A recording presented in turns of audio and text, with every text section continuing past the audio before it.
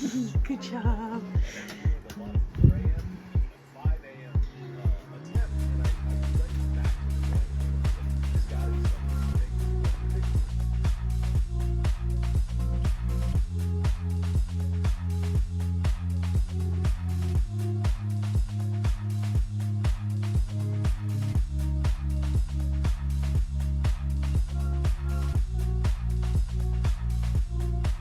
Hello everyone, my name is Jenna, but you guys can call me Jen. Welcome back to my channel, or welcome if you're new.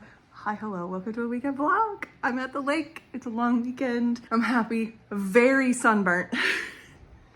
She a little red everywhere, even in here. But I had a great day at the beach yesterday. I started reading Daughter of the Forest by Juliette Marillier. I'm 140 some pages in. Might keep reading that today, or I have The Geo-Magician by Jennifer Mandula from the library. Got my Libby hold in, so I have the audiobook for that. So I mean, they're both kind of cozy reads, so I'm in a cozy mood today. I also brought Daggermouth with me, which is a new release, like a new trad pub release of an indie pub book. So I have that if I'm feeling dystopian, and I also have my Kobo with me, so I have lots of options, but it's Sunday. I'm going home tomorrow, very early, but it's been lovely so far. Despite the sunburn, it's been lovely.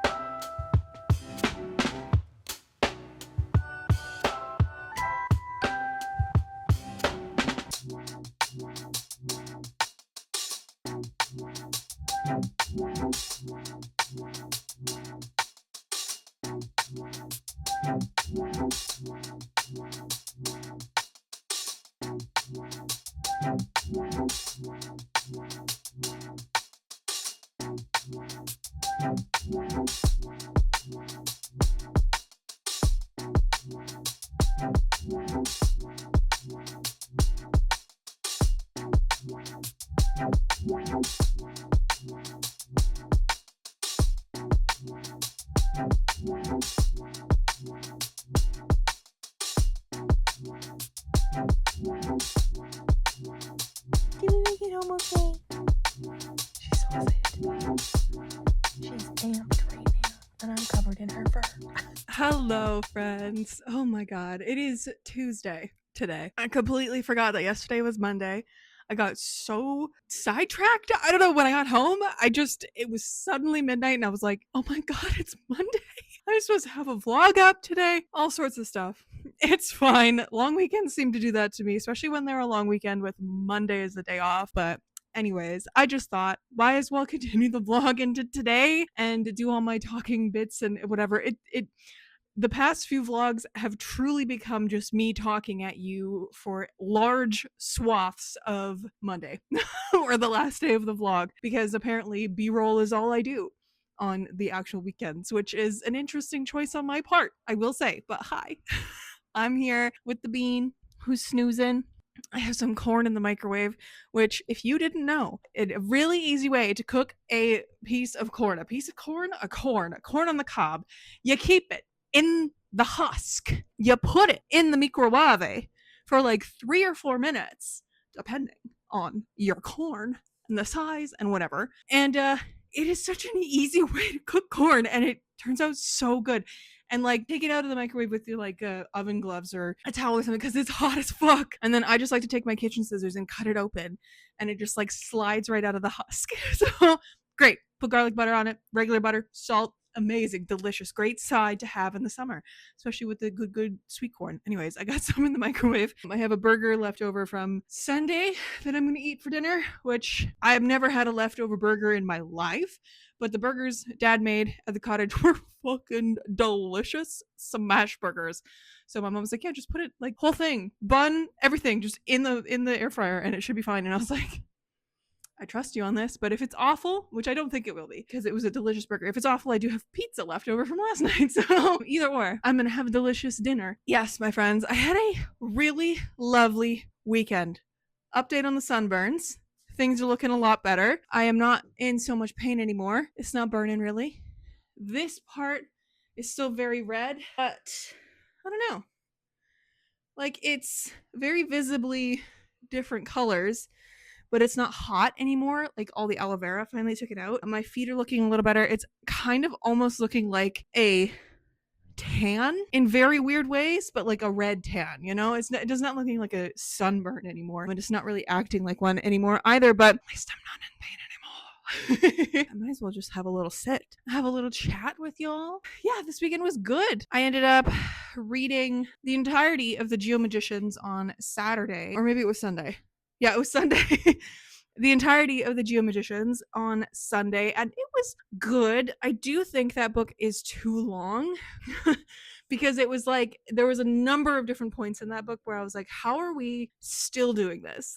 Like, what the fuck? It is also not nearly as whimsical as I thought it was going to be. It is, I think if you liked Marie Brennan's, what are they called? The like the Lady Trent books with like the Dragon Scholar basically, and you liked like Emily Wilde stuff, but you kind of want something a little bit more dense with politics, you'll like this one.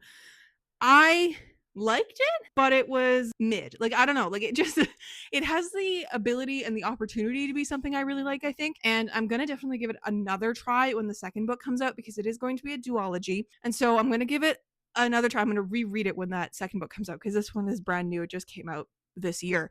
So once it is released into the world, the second book, I will reread this one and try again, because I think this might be a very similar thing that I had to the first Emily Wilde, the Heather Fawcett series, the Emily Wilde's Encyclopedia of Fairies. I think it was a very similar thing to that book, because I didn't love that book, but I think I was in the slightly wrong headspace for it, because I absolutely adored book 2 when I read it, and I didn't really like book 3, but that's for a number of different reasons. But I liked the vibe of it, and I was like, this is something that I should really like, you know what I mean? So anyways, I found the Geomagician quite interesting, and it is much like Marie Brennan's The Lady Trent series. It is set in our world with magic in it. But the Lady Trent series actually isn't like that. The Lady Trent series is our world, but there's also dragons. And that, like, it's treated like they're just a norm. Like, there's just in our world, it's like a slightly fictionalized version of our world, but there are also dragons, and there are people who study it. This one, the Geomagician, there are different kinds of magics that I still don't have a grasp on, but they are like interesting, different, like, magic systems. I just don't think I grasped what they were entirely. I don't know if I was like really distracted when I was reading this book or not, but it was because it was so long, I was like gently bored the whole time, so I just kept getting distracted by other things and not like fully locked in on the book, which is a my issue, not the book issue. I think it was just, I don't know, a distracting day. But it is a long book. It is over 400 pages at least. It is, I don't know, it it didn't have as much of the whimsy as I was expecting to have, like, because it's about this woman who is a fossil finder, essentially. Like, she's someone who like digs up specimens and sells them in her shop. And this world is also a world where you imbue magic into relics. You can like get people to enchant relics, and that is how you use magic. Or you can be a witch, which you are like inherently magical, and then you don't need relics to do that. And then you can also do sorcery, which is illegal. You cannot do sorcery because this is like too much power or something. So there's like these 3 main branches of magic. And of course, to have relics and have really good relics, you must have money. So it is tied up in classism, of course, always is. And so our homegirl at the beginning of the book is like Mary Anning, which is, I think, based on an actual woman named Mary Anning, if I'm not mistaken, who was like a paleontologist, fossil woman, archaeologist. I don't know the exact word for her profession, but our Mary in the book, she is 2 months late on rent. She needs to make some fucking sale at this point. Her friend comes and gets her and is like, Mary, there was just a landslide, this epic landslide. You must come. And Mary's like, fuck yeah, let's go. Because landslides, especially around beaches and stuff like that, will like reveal a lot of things that you couldn't see before, right? Because all this land that has not been revealed for millennia is now freshly revealed. And so she goes and she ends up finding this perfectly preserved pterodactyl skeleton mother with eggs that are all fossilized. And then she picks up one of the eggs, and like in this moment she's like imagining this egg as like what it would have been like when it was alive and all this kind of stuff, and suddenly the egg changes, transforms, and hatches a fucking pterodactyl baby. And suddenly she's got this very alive dinosaur in her hands. And so like I was like, this is an incredible opening. Like absolutely yes, give me all of this. She's got a little baby pterodactyl. This is going to be an exceptional book of her figuring how to take care of. No, it wasn't her like figuring how to take care of it. It was like, I don't know, the back of the book says that it's like people are going to try and take this discovery away from her or whatever. And I'm like, that's not quite what happens, because she wants desperately to be part of this. I wanted to say a coven, but it's not. She wants to be inducted into the Society of the Geomagicians. She wants to be recognized as a geomagician because that will give her a salary that will support her, and she will no longer have to, sell her goods to just survive and pay rent, right? She wants to be in this. She wants to be a scholar, all this kind of stuff. But it is this universe that is strictly, solely run by men, of course. Patriarchy. And so, like, there's no women in it and all this kind of stuff. And they just never have, like, recognized her, or they don't give a fuck. They really don't give a fuck. She writes to this man who is, like, her benefactor almost, who is part of the society. And he's, like, running to be president of the society at this point, whatever. She writes to him, like, hey, I've got this crazy discovery. How much you want to pay for it? Basically, because he has like in the past like paid for some of her discoveries that she's found, and she basically is like, look at this pterodactyl skeleton. He's like, that's great, what? And then she shows him the live fucking pterodactyl, and he's like, what the actual fuck? So she makes a deal with him essentially that she will give him the pterodactyl skeleton, the eggs, and also Ajax, the little pterodactyl, the live pterodactyl, for an opportunity, one, for a butt fuck of cash, and two, for the opportunity to be nominated into the Geomagician Society. And he's like, okay, bet. And then she kind of gets wrapped up in this thing where she ends up going with them to London or wherever the fuck they're going to showcase Ajax, to present Ajax to this whole fucking world of geomagicians. And it becomes this like simultaneously very religious thing, because this guy who is her benefactor is determined to prove his theories on fossilization and magic and all this kind of stuff. He's very determined to tie it to God and his religion and everything, and he's using this basically as proof of something, like something. And Mary knows it's wrong, like it's incorrect, not morally wrong, incorrect. And also Henry is the love interest of the story, who was like really good friends with Mary when they were kids, and then he basically broke her heart, and so she like fucking hates him, obviously, because he broke her heart and like betrayed her and all this kind of stuff. So she never wants to speak to him, but he's in this as well, and he's like, okay, he's from the opposing side. He has other theories going on about what's happening in this world, and like, scientific theory and all this kind of stuff. It's prime for like scientific theorying. And like, it's almost like the Victorian era, Elizabeth. It's like, could it be Elizabethan? Wow, can I not say that word? It's one of the old eras when shit was being scientified and explored. Words not working today, but you know what I mean? I know those are very different eras, and I know those are very different times. So maybe more Victorian? Sure. Edwardian, maybe? I don't know. But it is that time when like people are trying to prove things, and they have hypotheses, and they're trying to discover more things and what have you. And homie Henry is like, I know this man is wrong. I have a non-religious hypothesis that I'm in, like research that I've been doing for many, many years, and I want to prove this, and I think these things are lining up. And then he also has other research that's going on that starts to include Mary. He starts to like basically give Mary a job. All the men are up in arms about Mary being there, and Mary's also just like, if you ask me any questions about Ajax, I will talk your ear off, because she knows so much about him, right? Because she's been living with him and raising him and all this kind of stuff. So it is very political. It's also very religious, and it's weird. It kind of gets like weirdly religious by the end, and I was like, this is odd. I don't love where it went at the end. And I don't know, like, it didn't have much whimsy. It didn't really feel cozy to me either. I know this is supposed to be a cozy fantasy, but I was like, didn't really feel that way. It felt more literary than cozy. And it was just so wrapped up with all these different things happening, because at the time as well, there's also this like rebellion group doing shit in the background, because they're like, why doesn't everyone have magic? It's so classist and all this kind of stuff. And it's like, yeah, okay, why do we also like, there's just so much happening in this book. So I don't know, I enjoyed it. I do think it grants a reread at some point. But yeah, so I read that this weekend. I also started Juliette Marillier's Daughter of the Forest. Why? I don't know. I just got a feeling to bring that little paperback with me in the mass market with me. And I read it at the beach. And then I read 140 pages in that day on Saturday. And it was good. Like, it is fine as well, but it is like a slower, softer fantasy from where I'm at. Like, very epic. Kind of feels a little bit like Robin Hobb's Farseer trilogy, but a lot softer and more readable, I think. That's not to say that I don't absolutely love the Farseer trilogy. Don't come for me for that. But I think the Farseer trilogy, I think Robin Hobb's writing style is inaccessible to people who want to try a slower high fantasy, because it is just so daunting to get through, and it's a lot.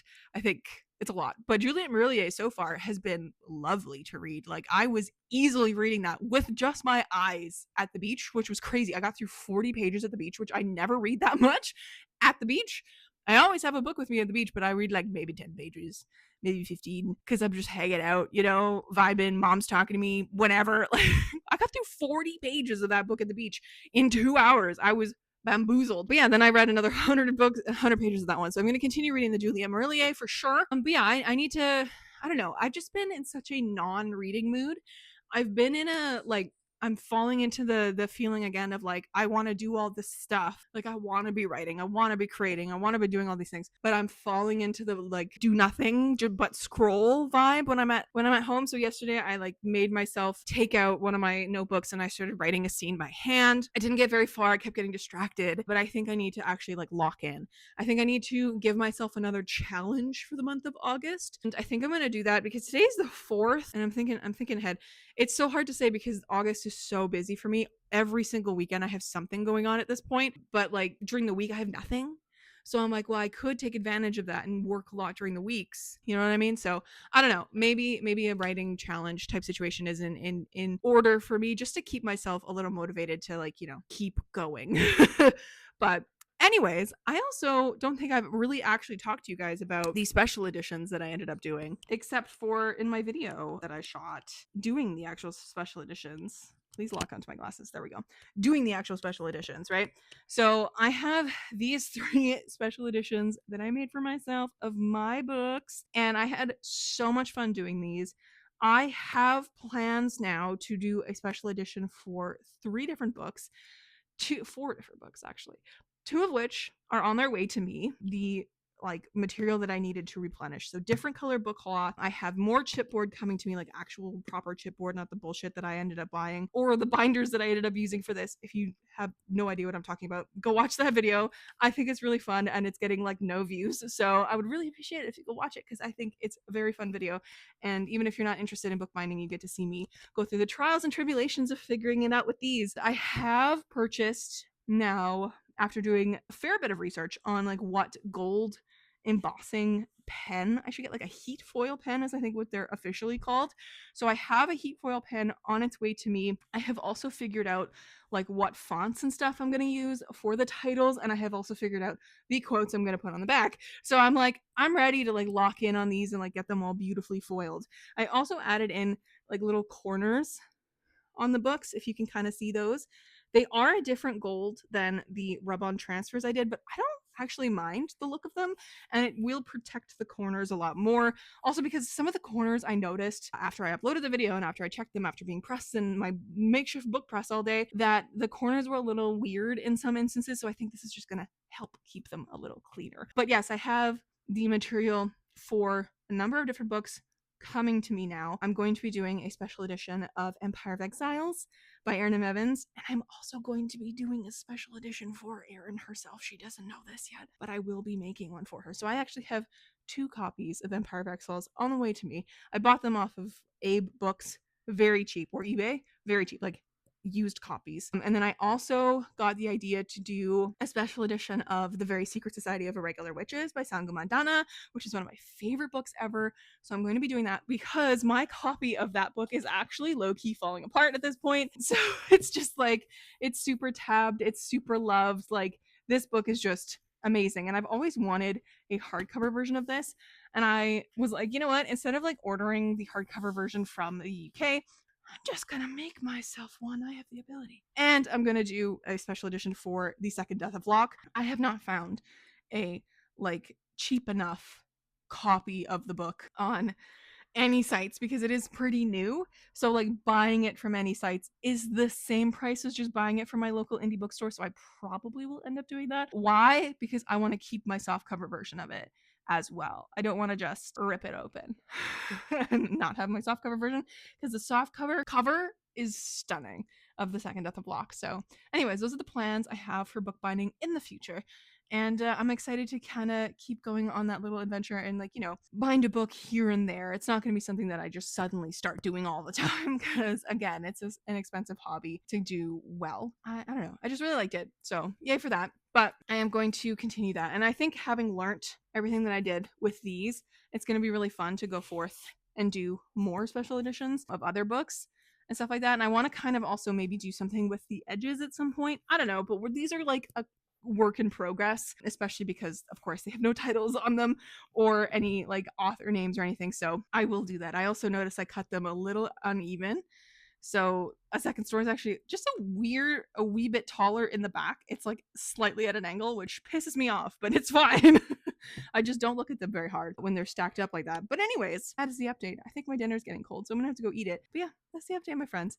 It's Tuesday this week. What's coming on? I do have to go get a pedicure at some point because my feet are disgusting. Because I have 2 weddings coming up this month, literally one this weekend and then one in 2 weeks from now. So I want my feet to not be disgusting for those pedicures, but I have already done my nails, at least for the first ones. They're nice. They don't look terrible. No, they're not the right colors for the dress, but I don't really give a shit. I'm not in the wedding party or anything, so as long as they're like nicely tended and whatever, they'll be great. But I think by the time the other wedding turns around, I might have to redo these nails by then because they might be like grown out or chipped or whatever. So probably will have different nails for the second wedding. But yeah, and then I have a family reunion near the end of August. There's so much happening in August. I'm like already tired and it's only the 4th of August. But yeah, so finished one book this weekend. It was fine. Started another one. I did also want to read Daggermouth, but I was in such a like a cozy feeling at the lake that I was like, I'll bring it, but I don't know. But yeah, I'm not in a reading mood right now. And like, because I've been sitting and thinking of like, well, I should read something, but I don't know what to read. I'm just like, that doesn't help me at all. And now I just want to read all my cozy books that I have as well. Like they're vaguely in the background of like, ooh, what about a cozy marathon again? So maybe a cozy marathon's in the cards at some point. But anyways, I am gonna eat and I might yap with you a little later for something else. But that is the update so far, my friends. So far, I say, on Tuesday of a weekend vlog.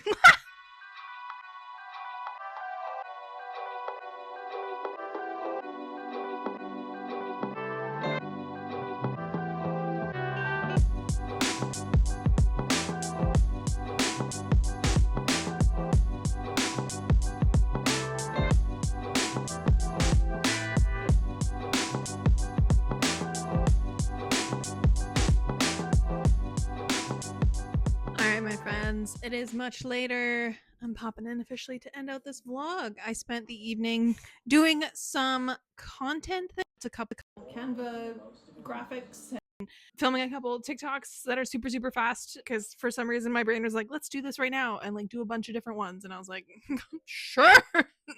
Fuck. All right. Because I don't know if you guys follow me on TikTok or anything, and also Instagram. I just kind of, whatever I post on TikTok, I just throw on Instagram.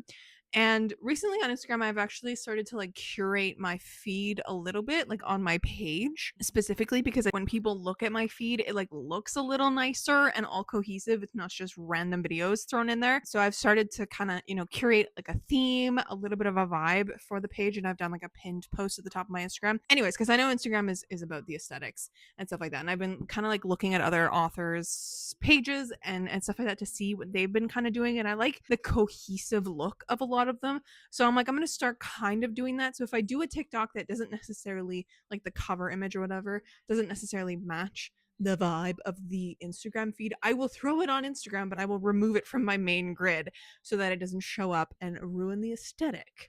Uh, so that's what I've been doing. But on TikTok, I've just been doing like 5 or 6 second videos for any kind of marketing. I seem to have hit a beat, a pulse for my marketing recently, knock on all the wood. And I was like, I thought it was a fluke, but like it has consistently worked for me doing the same kind of video concept, which is boring, I know, but it's easy.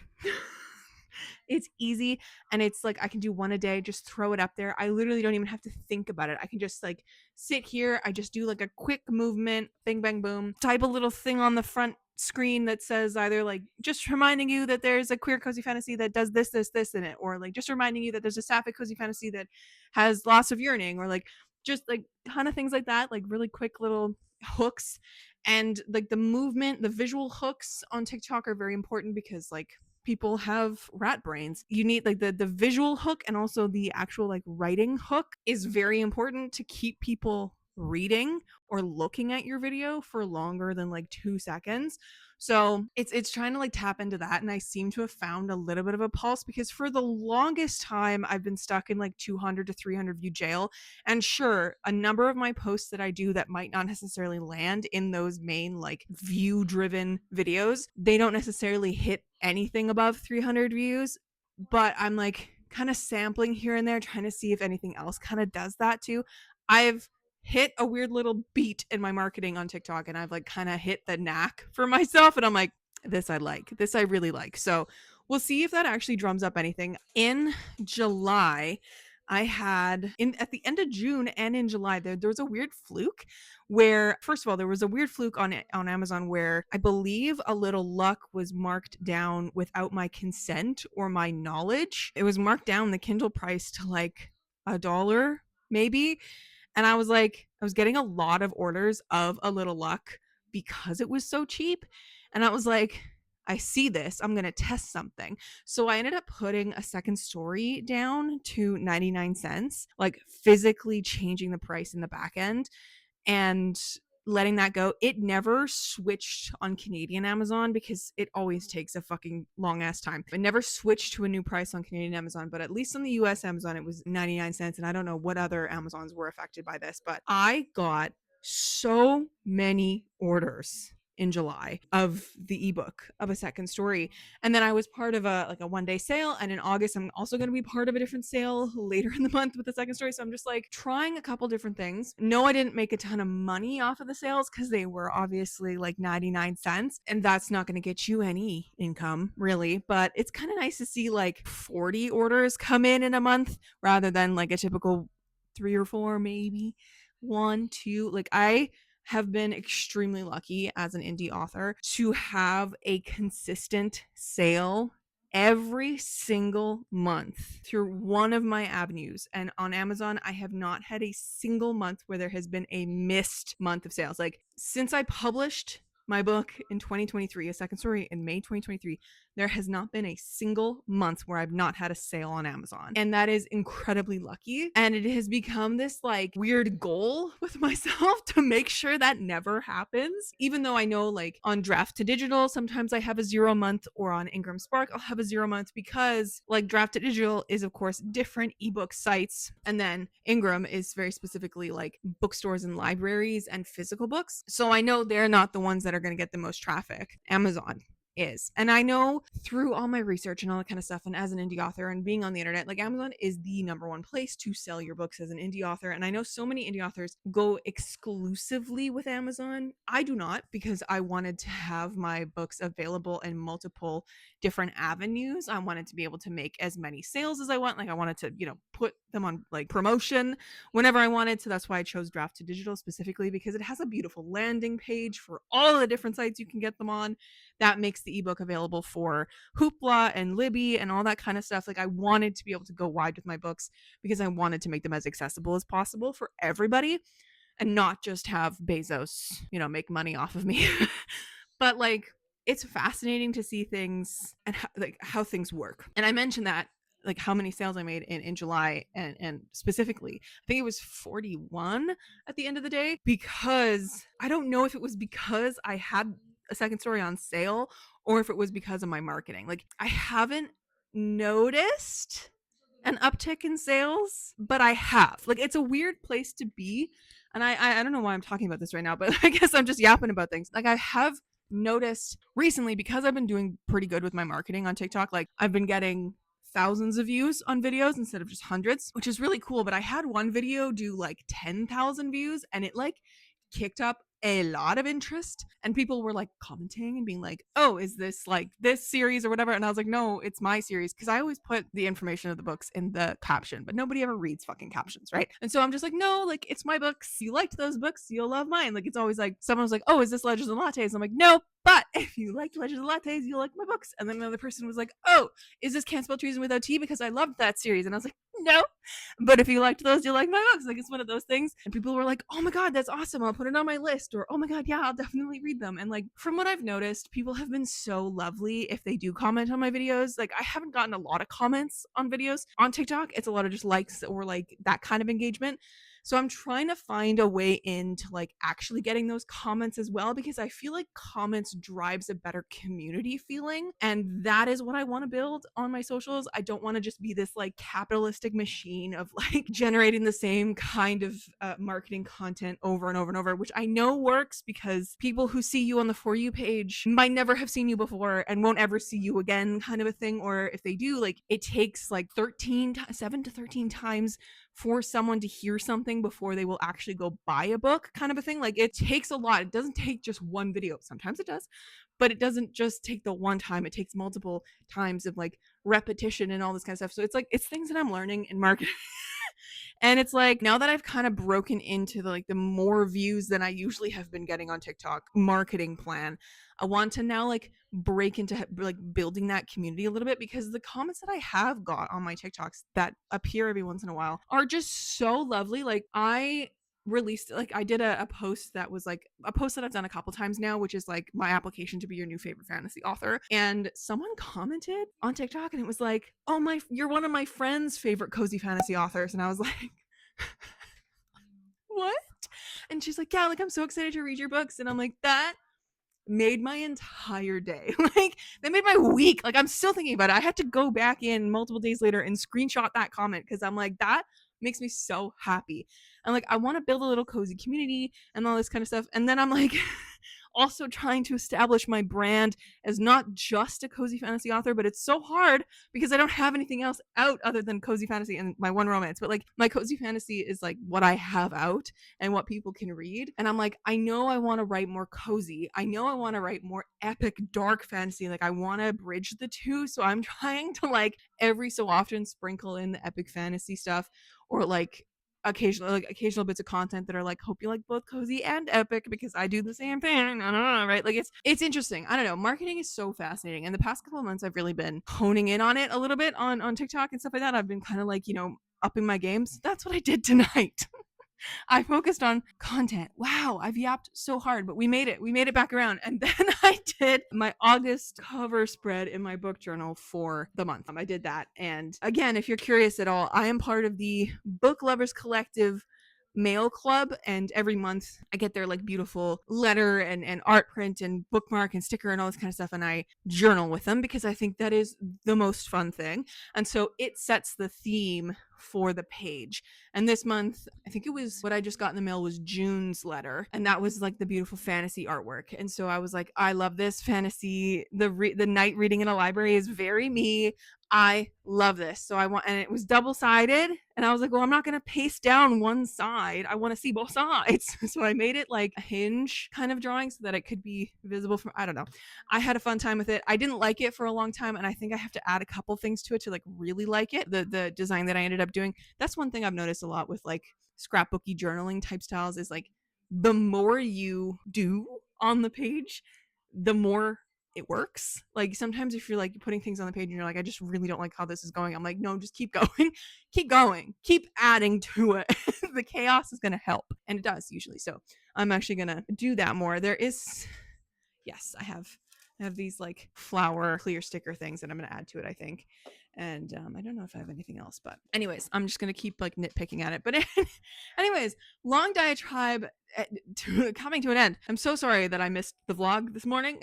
I do apologize, but I hope now you're getting this diatribe from me talking about marketing and numbers and indie authoring. I should probably do an updated YAP about indie authoring and marketing and what I've learned. If you guys are interested in that, let me know down below if you want to see a video like that, because I know I put out a call of like sit down videos that you guys want to see from me. One of them was from Lindsay, my beautiful friend, who is Lindsay Puckett here on YouTube, and also a beautiful author, middle grade author currently, but also someone who's branching out into adult fantasy eventually, hopefully soon.